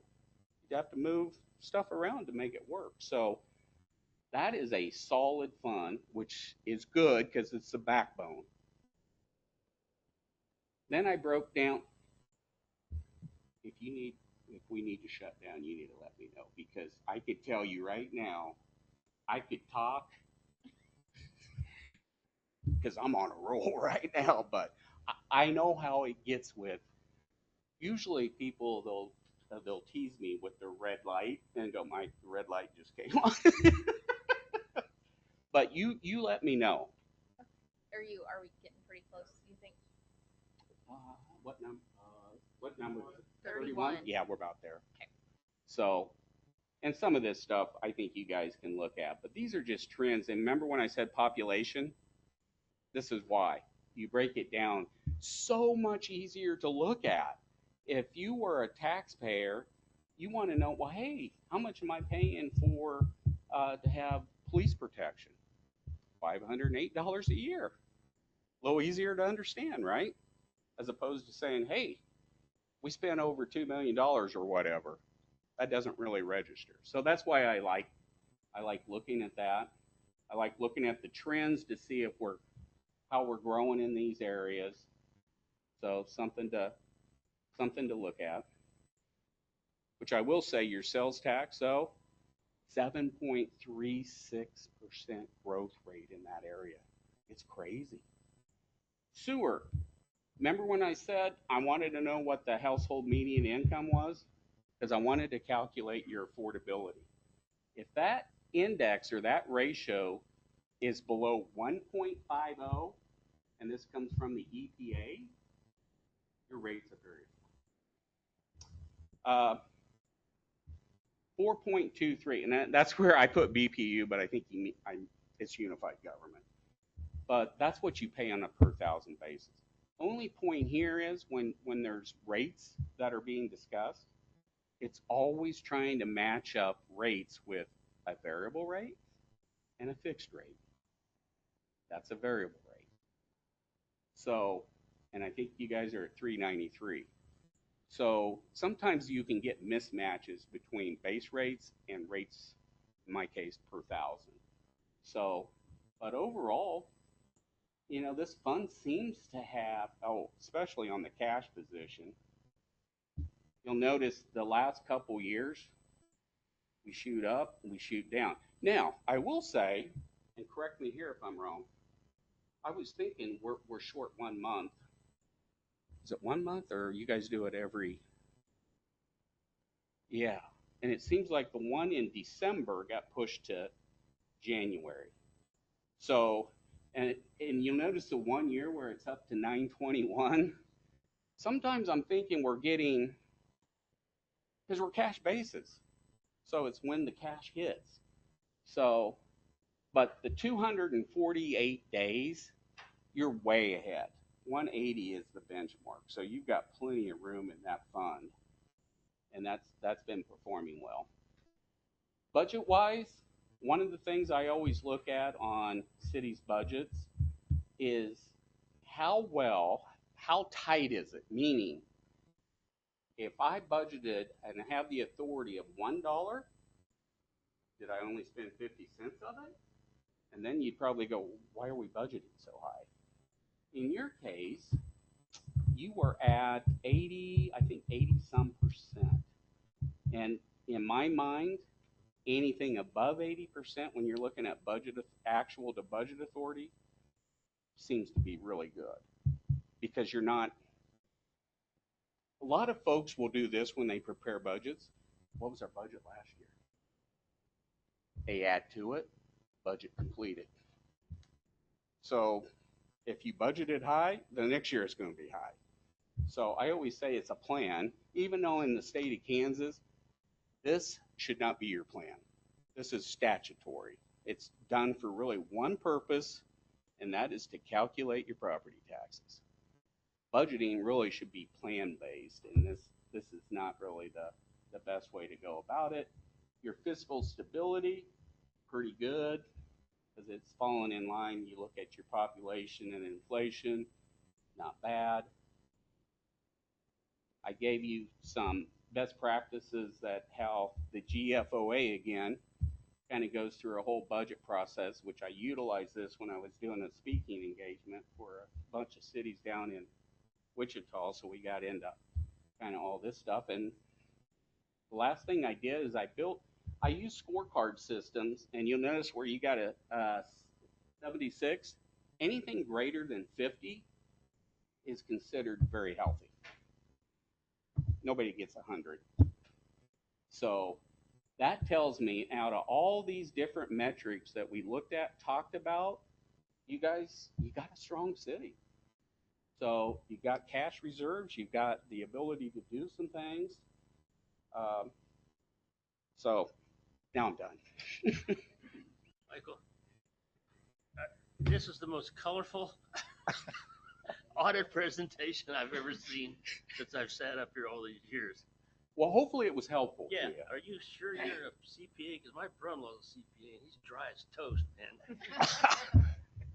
I get that. Yeah. I have fun with this Yeah, stuff you're- because you're I really obviously enjoy into it. this stuff. Thanks a lot. Yeah, appreciate it. Very good presentation. One question, how do you, can you explain that sales tax hike? Where did that come from? You mentioned Amazon. Oh, yeah, because here's when I thought about this, when we hit COVID, right? And I thought, oh, these cities are going to struggle because guess what? Nobody's going out to buy anything. It went the other way. And it never dawned on me that people started using Amazon. So when you purchase from Amazon and it's delivered, sales tax is based on where it's delivered to. So people in Edwardsville who are going to Amazon to purchase, which it seems like everybody does it now. I think everybody got in the habit of it. You pay the sales tax and then goes to the state. State then kicks it back. So that's where a lot of the increases have come from. And I will tell you, even in small cities with 200 people, have seen that go up. That should be pretty beneficial then for Big time. what we're doing. Big time. Because it used to be, it was always based on you had to go to your store in the city, pay your sales tax there, and then the laws changed. Now, where things are being delivered. Yeah. Fantastic. It's everything from Yeah. lumber to groceries. Everything. Everything. Yeah. I mean, there's That's really great. nothing anymore. I always wondered if you could probably buy a car from it and have it delivered. But anyway, thank you all. Thank you. Thank Yeah. you. And then go through that. Let me know. You know And that. I was going to mention, so usually I know we have the option to vote, but generally I like us to table it if we would like to have some more time to just kind of dig through. Hopefully we can get the presentation emailed to council. Will do. And then I'll that probably. way Is it everyone okay has if I time just to ask email that questions. to you then, and then you? Yeah, I can forward it to everyone. That's fine. That's fine as either way. Okay. As long as everybody can get Perfect. it, yeah. And then that way we can table it today and then approve next time when we have time to kind of Think read it through. over, ask any questions. And if you have questions, I'm here. Perfect. But Thank great you. job.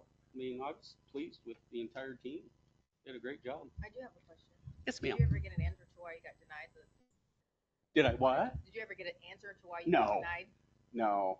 I don't know if it just said denied, and I'm thinking, okay, well, I don't know if it's because I was doing a speaking engagement in Vegas, and when I got back, I saw an email that said denied.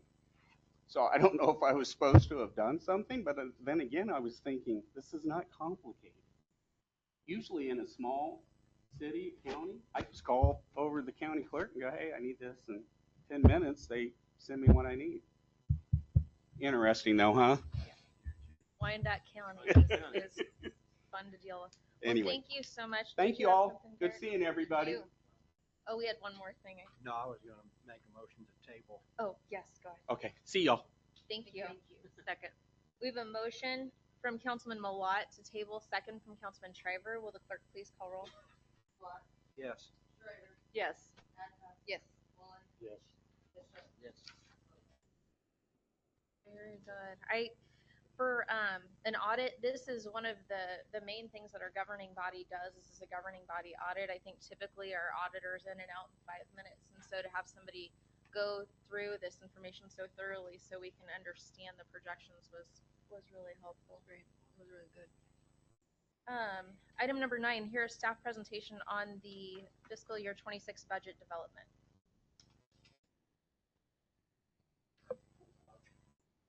45 words or less.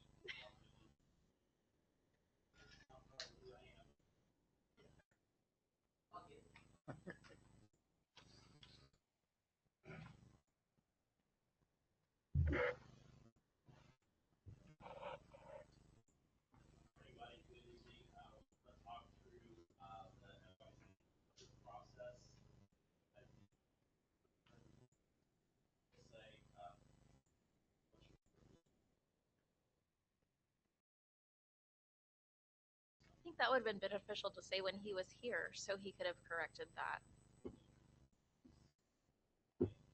Okay. Well, I feel like that would have been kind of the right thing to do, to mention it when he was here so he could correct that information. Maybe we'll give him an opportunity to after. Go ahead.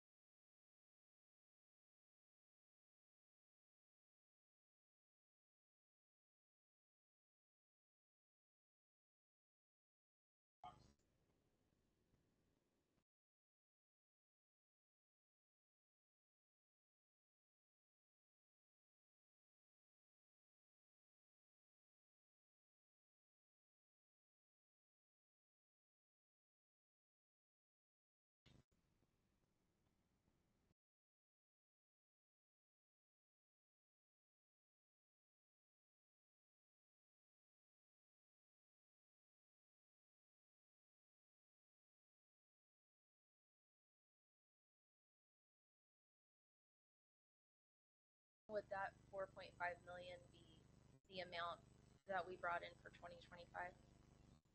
Am I understanding that correctly? So that's the same as this year's revenue.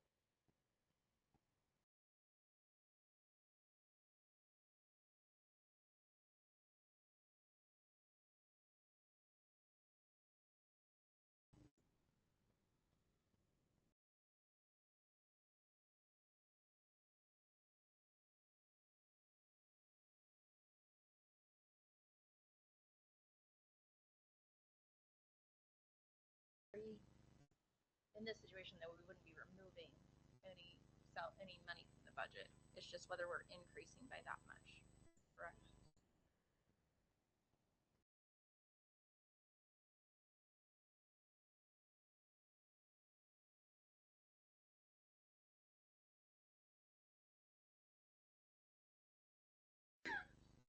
If you were going to take the full amount of increase.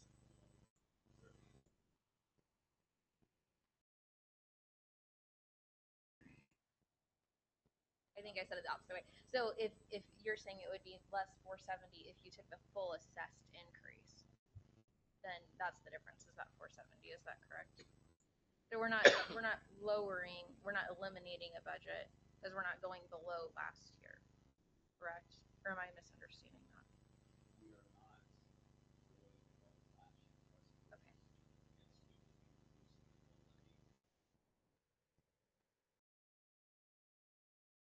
To be the same amount as last year. Okay. It was just confusing when it says it's less 470,000 when we've never had that 470,000 to begin with.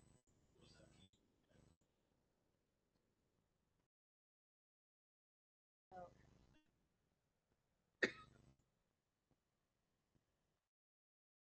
The mills, yeah. Thank you. I was just a little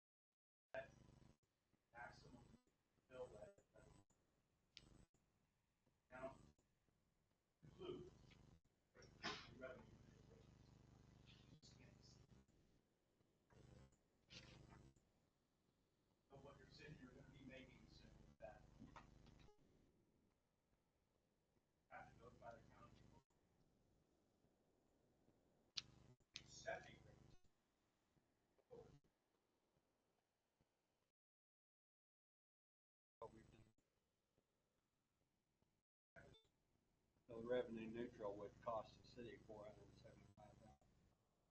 Basically. Yeah, you'd lose that. We never had it.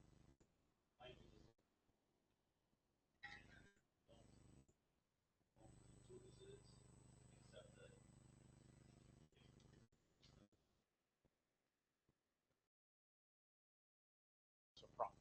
Which could be the whole department. Yeah, that was just an example. I know, that's just throwing out.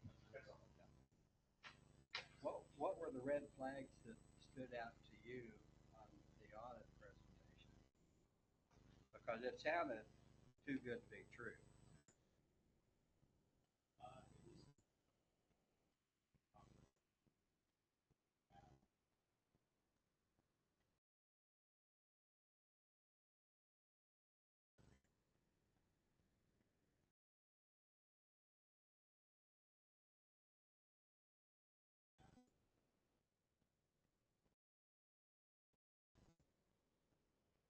He did say you couldn't use it.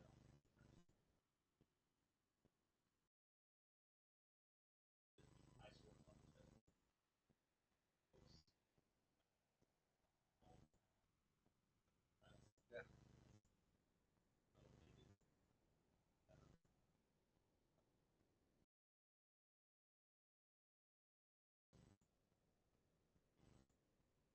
Well, then again, on the general fund, you could lose a lot of that on one catastrophic failure somewhere, couldn't you? Like a bridge collapse or a sewer line.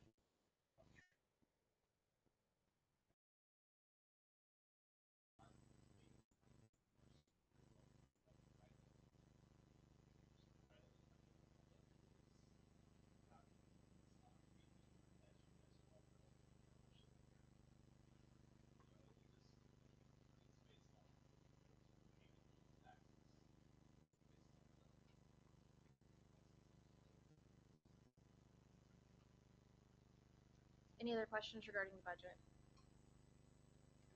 No. Okay, city manager report. Mayor, I'm not gonna belabor the point, but go on the library needs. And not the benefit, as an overall criticism, but Mayor, you were in attendance. Bill Gayar was in attendance as the chairperson of the library board for the I presented our request for $1.2 million in revenue that they have in surplus. And that is a very similar request that I and made as well, to kind of set aside some funds for the starting of their library. It's as simple as you guys read the letter, they received that letter and the president. I think it is as institution it's very factual. And I think it's in our best interest to pursue giving notice to make a withdrawal from the interlocal agreement. We do that this year prior to September 1st. And what we do at the same time is propose a different new local agreement in which it's only fair that our citizens pay their fair share for one more year of library services. We're not going to be able to provide it until about the spring of 2027. And I think there was, at least in some of that discussion, that maybe some reception to that particular piece, because it was really about the cost to them rather than the worth of the library that was built. And I thought that was very disappointing. And I don't mean to be overly, I just thought, as MUG, as we know, sometimes we have to fight for every piece of ground that we get. Is that not true? And that's the way I've seen things for a lot of years now. And so I saw that play out there. I'm not suggesting that they're not going to vote our way or give us some of our requests, if not all. You know, I'm very hopeful. However, I think number one, be prepared for nothing, right? And then be happy for something. And there are maybe some ratio proportionate methods that we could come up with mathematically. Hopefully on their end they propose some sort of counter. Hopefully they can use $1.2 million because that's what it costs to start up a library 100% to give our citizens what they deserve. And our folks, including me, have paid into that account. There are people who do vote on that who do not pay. They represent agencies, districts, whatever, who don't pay into that but receive quite a bit of money. Now, Bonner, deservedly so, requested years ago to receive money from, because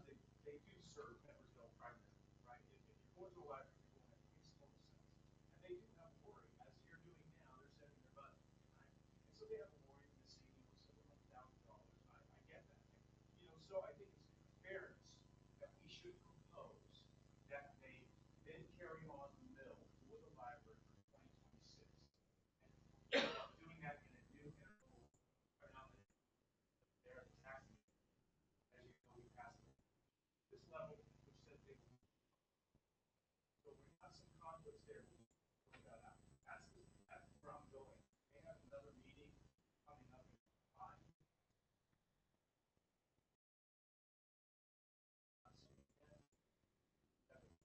Says, now and then I'm writing a letter that says, here is our health budget. They requested of us.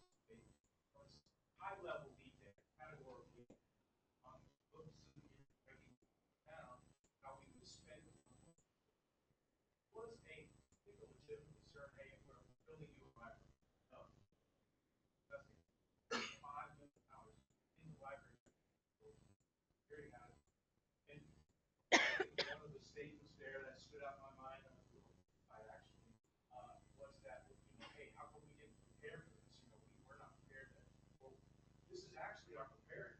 We understood that this existed there, and therefore that's a source of funding. If it's for one, it should be for all. Libraries are, and not an indictment, but I did see this fracturing. We should prepare that is there. That probability something to make less won't be out in wide that there's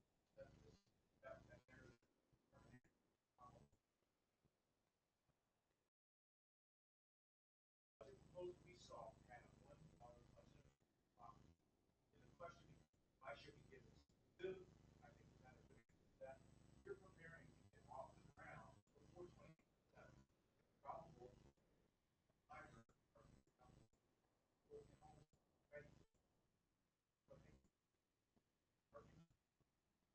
I think there are librarians in there who fully understand. You can't just open the door and expect people to come in and check out a book. It's simply have to be ready for them. So thus we're ramping up our request based on we need the money sooner than later. And of course we're going to budget responsibly. That's my work on that and our approach. Tell me something. Take that request with detail, budget, high level police on the 1.2, hopeful that they make a determination between now and their next meeting and at their next meeting. Remind me of the date. You're looking in the audience. Joe, do you know the date of the meeting that you said, sir? 15th of July. Joe McKay, for the record. The chairman of the legislature. We do want to come back and impart. I don't mean to believe this. It's a big thing right now. I just really felt that there's a lot of fraction here. It's like cost versus work. We got a lot of work. Yes, there's cost. This is work. Our people voted. They want us to do this. So we're going to do it. That's, I mean, the message is this thing's going to be built. We will have a library. How we pay for that is, again, consideration. Hopefully we get this offset and startup revenue. Thank you. Did you have anything else? No, man. Okay. Councilman Mullen. Councilman Bishop. Councilman Malat. Couple of little things. It's getting late, I know. Progress at the park is looking pretty good. I think the ground, grass is kind of starting to come up a little bit. And I think there was some stuff down there for building the new sand dome maybe or whatever. But I was going to say that I think the fire department and police department are planning some water spectaculars for the community like they did. And I understand there's not enough water pressure at the park to be able to do that for the kids. Is there a kind of a small water line down there or fire hydrant or anything down there that maybe they could irrigate those fields and give? Overall, the question is about water and access to water is very limited. We're watering using the fire department apparatus, water that grass with as part of the plan. But there, we probably do need to install some sort of additional water or repair something that we have that's broken. I know Chief Whittam's here, but as far as water vest, they do have a plan to put water in the park for that particular event. Well, I think it should be studied to try and get water down there for irrigating fields and everything else, because that grass isn't going to grow down there unless it gets some water on it. I agree. I think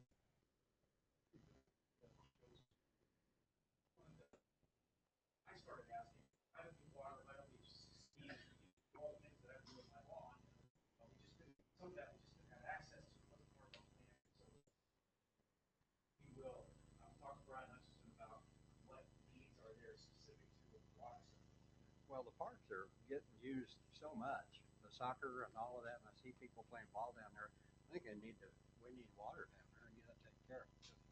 That's just 25 cents worth. But the other thing is, has anybody looked at the condition of the sidewalk and so forth at the post office?